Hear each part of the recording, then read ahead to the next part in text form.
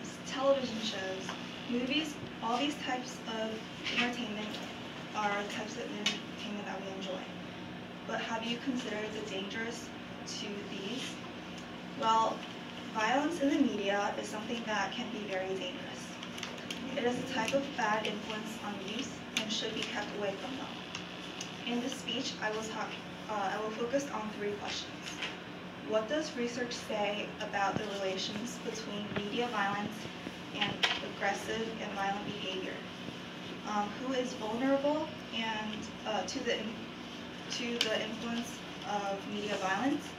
And how widespread and accessible is violence in the media? First, what does research say about the relation between violence and aggressive and violent behavior? According to a study found in the Psychology, Science, and the Public Interest, 396 7 to 9-year-old boys were randomly assigned to watch either a violent or non-violent film before a game of floor hockey. Observers who did not know which boy was assigned to which film were told to record the number of times each boy physically attacked another boy. Physical attack meaning hitting, elbowing, shoving, tripping, kneeing, pulling hair, etc. The results show that the boys that watched the violent film stimulated more assaultive behaviors. Because media violence seems to bring about aggressive behavior, we should enforce preventing youths from watching violent films because it may lead to future fights and violent behavior. Now that I've talked to you about how media violence is related to aggressive and violent behavior, let's discuss who is most at risk of influence, to the influence of media violence. From what's stated in the research is children and teenagers are more at risk of influences of media violence. This is because they spend a vast amount of time playing video games and watching violent movies. Many video games contain violent information such as killing, shooting guns. So when these kids play the video games, they are actively participating in aggressive actions. Furthermore, how widespread and accessible is violence in the media?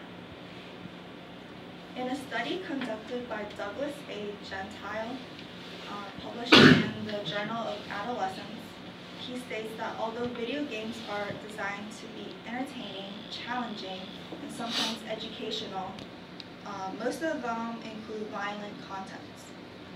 Recent content analysis of video games show that as many as 89% of games contain violent content, and that about half of the games include serious content towards other game characters.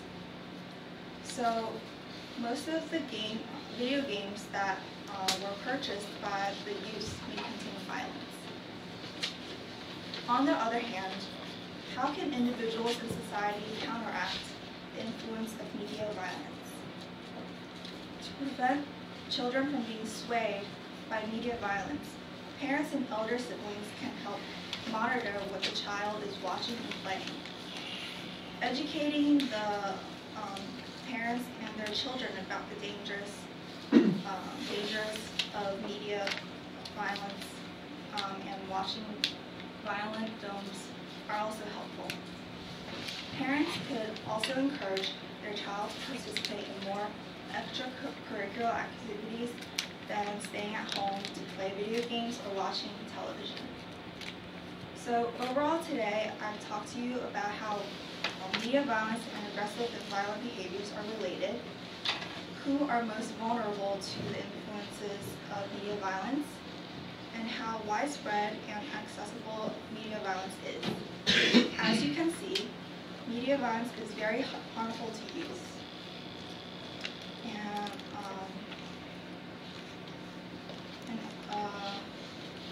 can cause aggressive and violent behaviors in schools and just about anywhere. Since it's very accessible to children, we should prevent youth from being won over by media violence and help them develop healthier ways to play. And to conclude, Halo should only be kept in the gaming world, not reality.